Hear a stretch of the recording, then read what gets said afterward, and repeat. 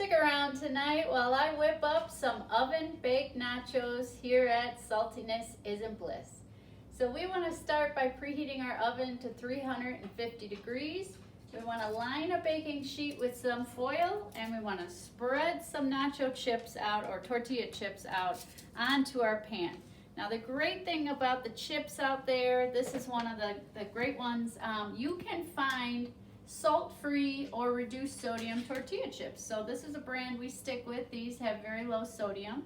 We have also occasionally found salt-free. They still have a great flavor. You can still taste some salt on them anyway, but just a great alternative to your regular tortilla chips that are just loaded with salt.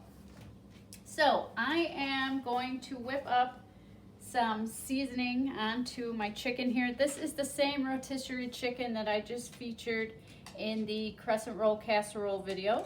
So that's what I had left over. So I thought, what better way to use that up than to season it and put it on some nachos, or turn it into nachos, I should say. So there's that. Now, if you want to use another meat, or you want to prepare this differently, have bigger chunks of it, have strips of it, please feel free to do that. This is just how it came from the grocery store.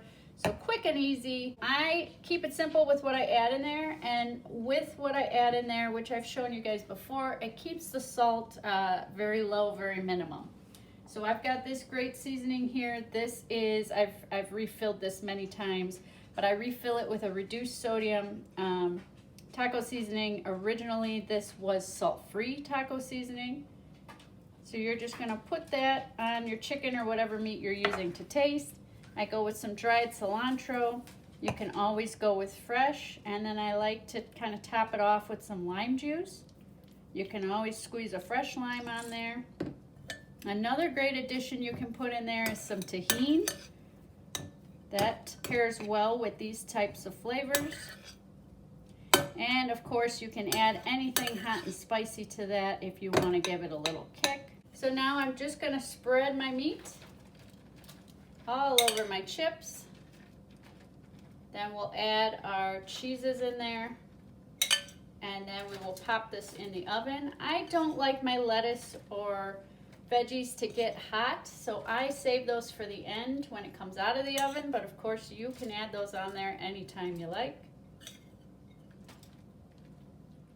Alright, so that already looks so delicious, and I haven't even added the cheeses. So tonight I'm going with a shredded Chihuahua and a shredded mild cheddar. Of course you can use any style cheese you want. That will be to taste, so however thin or thick the layer you want to put on there. I'm going to keep it relatively thin just to keep that salt content down. And because I am using a couple different types of cheese.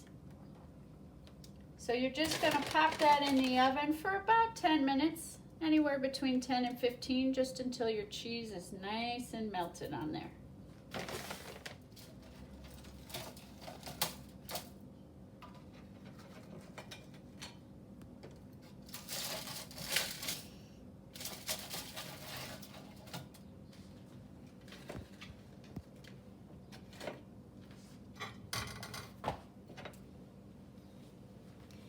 Here they are, guys.